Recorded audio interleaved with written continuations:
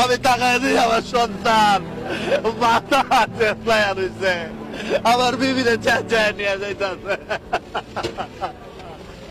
আমার একটাই সন্তান, আমাকে কে বলবো আব্বা?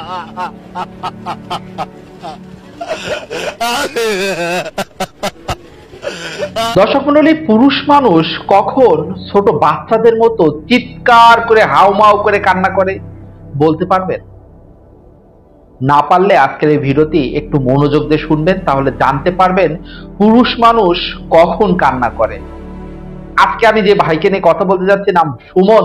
এই ভাই মাত্র 2 দিন আগে তার চোখের সামনেই নিজের একমাত্র সন্তানকে দেখেছে যে একটা বাস তার মাথার উপর দিয়ে উঠে যাচ্ছে, চোখটা ছিটকে রাস্তার উপরে পড়ছে। দেখছে যে তার অন্তঃসত্ত্বা স্ত্রী একটা বাস টেনে হিচড়ে রাস্তার সাথে চেঁচড়ে কিছু দূর টেনে নিয়ে গেছে। পরবর্তীতে সেই অন্তঃসত্ত্বা স্ত্রী, তার অনাগত সন্তান, তার সন্তান সবাই রাস্তাতেই মারা গেছে, তাও আবার চোখের সামনে। পুরুষ মানুষ ওই সময় কান্না করে যখন বুকের ভিতরটা ফেটে চৌচির হয়ে যায়, বুকের উপরে পাহাড় সমান যন্ত্রণা এসে ভর করে, তখনই পুরুষ মানুষ কান্না করে। দর্শক মণ্ডলী, আজকের ভিডিওতে কিছুদিন আগে যে মুন্সিগঞ্জে যে ধলেশ্বরী টোল প্লাজায় ভয়াবহ দুর্ঘটনায় 7-8 জন মারা গিয়েছিল, সেই তার ভিতর থেকে সুমন মিয়া, তার স্ত্রী রেশমা আক্তার মারা গিয়েছিল, সেই ব্যাপারে কিছু কথা বলবো। এবং সাম্প্রতিককালে আমরা দেখছি সড়কে প্রতিনিয়ত অনেক অনেক অনেক বেশি অ্যাক্সিডেন্ট হচ্ছে। আজকে অনেকগুলো অ্যাক্সিডেন্ট হয়েছে, সেগুলোর খবর শোনাবো এবং আপনাদেরকে একটু সতর্ক করার জন্য চেষ্টা করব। অবশ্যই মনোযোগ দিয়ে ভিডিওটি দেখবেন। আসসালামু আলাইকুম দর্শক মণ্ডলী, মুনতাজ স্টুডিওর নতুন একটি ভিডিওতে আপনাদেরকে স্বাগত জানাচ্ছি। আমি মুন্না। আপনার চ্যানেলে নতুন হলে অবশ্যই সাবস্ক্রাইব করে পাশে থাকা নোটিফিকেশন অন করে দিবেন, আর যদি ইতিমধ্যে সাবস্ক্রাইব করে থাকেন তাহলে আপনাকে অসংখ্য অসংখ্য ধন্যবাদ। দর্শক মণ্ডলী, 2 দিন আগে ঘটে যাওয়া ভয়ঙ্কর অ্যাক্সিডেন্ট, সিসি ক্যামেরায় যে অ্যাক্সিডেন্ট ধরা পড়েছিল এবং সেখানে দেখা গিয়েছিল মুন্সিগঞ্জের ধলেশ্বরী টোল প্লাজায় একই সাথে মোট 7 জন মারা গিয়েছিল প্রায়। তার ভিতর থেকে খুবই দুঃখজনক এবং ভয়ঙ্কর ঘটনা হচ্ছে, একই মোটরসাইকেলে স্বামী স্ত্রী তার সন্তান নিয়ে যাচ্ছিল, কিন্তু স্বামী কোনো ক্রমে আল্লাহ তাআলার রহমতে বেঁচে আছে, কিন্তু তার চোখের সামনেই স্ত্রী সহ সন্তান মারা গিয়েছিল। কোনোভাবেই মেনে নিতে পারছে না সেই স্বামী, এখন সেই সুমন মেয়ে এখন মেনে নিতে পারছে না তার সন্তান এবং স্ত্রী চলে গেছে, এবং স্ত্রী ছিল অন্তঃসত্ত্বা। এইটাই সব থেকে বড় আরো একটি মানে দুঃখের বিষয়। তো আমরা 11টার দিকে বাচ্চার মৃত্যুর খবরটা পাইছি, বাট তার 3টার দিকে আমরা শুনছি যে আপু মারা গেছে। তো দর্শক মণ্ডলী, সুমন মিয়া তার অবস্থা কি চলুন আমরা একটু দেখে আসি। খুবই খারাপ লাগবে, কষ্ট লাগবে।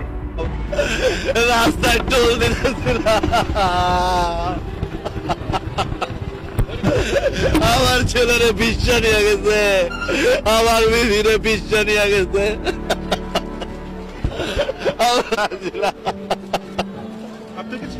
আমি ছিলাম, আমার বাড়ি হয় না, আমি টোলের ওই পারে চলে গেছি।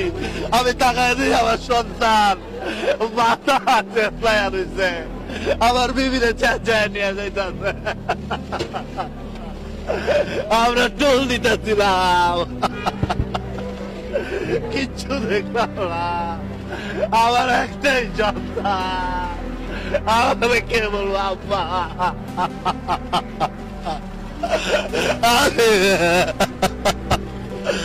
আল্লাহ আল্লাহ রে।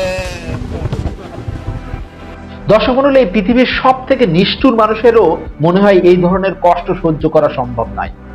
তো সেখানে যে বাসটি মূলত এই দুর্ঘটনাটি ঘটিয়েছিল, সেই বাসের চালক এবং তার মালিক কিন্তু গ্রেফতার হয়েছে, আপনারা দেখতে পাচ্ছেন। এবং সেই চালক স্বীকার করেছে যে তার বাসের ব্রেক ফেল হয়ে গেছিল, ব্রেকে কাজ করছিল না, এই কারণে মূলত এই দুর্ঘটনাটি ঘটে। কিন্তু এখানে কথা হচ্ছে যে বাসের চালক কিন্তু আগে থেকে জানতো যে তার ব্রেকের সমস্যা, কিন্তু তার মালিক বলেছিল যে ব্রেকের সমস্যা কি, একটু ধীরে সুস্থে চালাবা, একটু দেখে শুনে চালাবা। তো এটা কি উচিত হয়েছে? কখনোই উচিত হয়নি। আর যার কারণে এইভাবে একে একে প্রায় 6 থেকে 7টি প্রাণ চলে গেল রাস্তায়। খুবই বেদনাদায়ক ছিল, খুবই কষ্টকর ছিল এই ঘটনাটি, এবং এটা নেট দুনিয়ায় ভাইরাল হয়েছিল, আপনি হয়তোবা দেখেছেন। বিষয়টি আমারও খুব খারাপ লেগেছে। দর্শক মণ্ডলী, এই হচ্ছে প্রথম একটি নিউজ। পরবর্তীতে আজকে কয়েকটা দুর্ঘটনা ঘটেছে, আপনারা দেখবেন, দেখলে আপনারা মানে বুকের ভিতর ছ্যাট করে উঠবে। তো প্রথমত এখানে দেখুন একটা অ্যাক্সিডেন্ট হয়েছে। আমি দেখলাম একটা বাস এলোপাতাড়ি ভাবে মানে ওই পাশ দিয়ে যাওয়া সম্ভব না, কিন্তু ওভারটেক তাকে করতেই হবে। পাশে যে ইজি বাইক আছে সেটাতে তার কোনো ভ্রুক্ষেপ নেই, সাথে সাথে ইজি বাইকটি উল্টে পাল্টে গেল এবং সেখানে কয়েকজন মারা গেল। দর্শক মণ্ডলী, এছাড়া আরো একটি খুবই ভয়ঙ্কর দুর্ঘটনা ঘটেছে শেরপুরে। শেরপুরে বাস ও সিএনজি চালিত অটোরিকশার মুখোমুখি সংঘর্ষে প্রাণ গেল 6 জনের। বুঝতে পারছেন, বাস এবং সিএনজি দুইটা মুখোমুখি সংঘর্ষ, সিএনজি তে থাকা 6 জন জায়গায় ডেট, স্পট ডেট। এটা আজকের ঘটনা, আজকে 29শে ডিসেম্বর ভিডিওটি বানাচ্ছি আমি, আজকেই ঘটেছে এই ঘটনাটি। এছাড়া আমি একটা নিউজ দেখলাম গাজীপুরের ঘটনা, সেখানে একটা বাস একটা প্রধান শিক্ষককে পিষ্ট করে চলে গেছে এবং সেই প্রধান শিক্ষক সেখানেই মারা যায়। এটা গাজীপুরের ঘটনা। সব ঘটনাগুলো আজকেই ঘটেছে। আরো একটা নিউজ শুনলাম ব্রাহ্মণবাড়িয়াতে। এদিকে ব্রাহ্মণবাড়িয়ার বিজয়নগরে বাস ও ট্রাকের সংঘর্ষে নিহত হয়েছেন একজন। দর্শক মণ্ডলী, এইভাবেই ঘটছে। শুধু যে ব্রাহ্মণবাড়িয়া তা কিন্তু নয়, রংপুরও একটা ঘটনা ঘটছে। আর রংপুরে বাস চাপায় প্রাণ গেছে এক স্কুল শিক্ষকের। তাহলে এবার বুঝতে পারছেন দেশে আসলে কি হচ্ছে, একটার পর একটা দুর্ঘটনা। এই কয়েকদিন আগে আমি শুনলাম একদিনে মোট 20 জন এই রোড অ্যাক্সিডেন্টে মারা গেছে। ভাবতে পারছেন কি ভয়ঙ্কর ব্যাপার।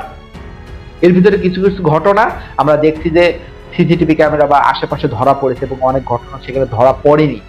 কিন্তু দেখতে পাচ্ছেন কিভাবে রোড অ্যাক্সিডেন্ট বাড়ছে এবং এটার জন্য দায়ী কে? বেশিরভাগ ক্ষেত্রে চালক দায়ী, যে চালাচ্ছে। বিশেষ করে বাসগুলো এখন খুব বেপরোয়া হয়ে গেছে। তাদের বেশি বেশি টিপ মারতে হবে, বেশি বেশি ভাড়া খাটতে হবে, বেশি বেশি যাত্রী প্রয়োজন। তার কারণে তার আশেপাশে কি আছে না আছে সেটা দেখছে না, ইচ্ছা মতো গাড়ি চালাচ্ছে। বিশেষ করে অনেক সময় আরো একটা ব্যাপার হচ্ছে যে এই সমস্ত বাস চালক বা যারা এই ধরনের দুর্ঘটনা ঘটাচ্ছে অনেকে হচ্ছে মাদকাসক্ত, তারা নেশাগ্রস্ত। আর তারা এইভাবে যখন বাস বা গাড়ি চালায় তখন তারা বেপরোয়া হয়ে ওঠে এবং এই ধরনের দুর্ঘটনা ঘটে।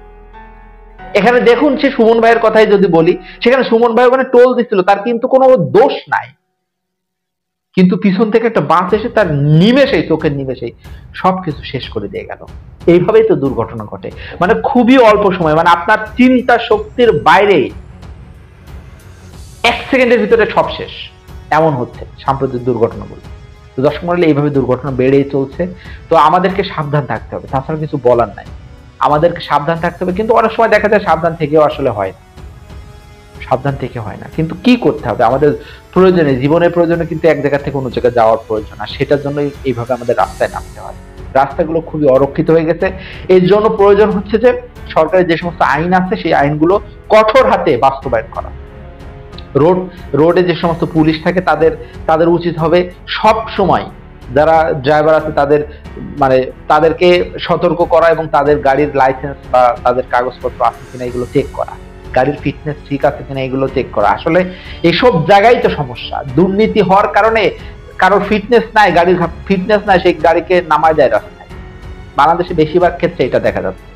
তাছাড়া কি চালক মাদকাসক্ত, চালকের ড্রাইভিং লাইসেন্স নাই, বা মনে হচ্ছে নতুন কেউ গাড়ি চালানো শিখছে তার হাতে গাড়ি দিয়ে দিচ্ছে, এই কারণেই কিন্তু এই ধরনের দুর্ঘটনা ঘটছে।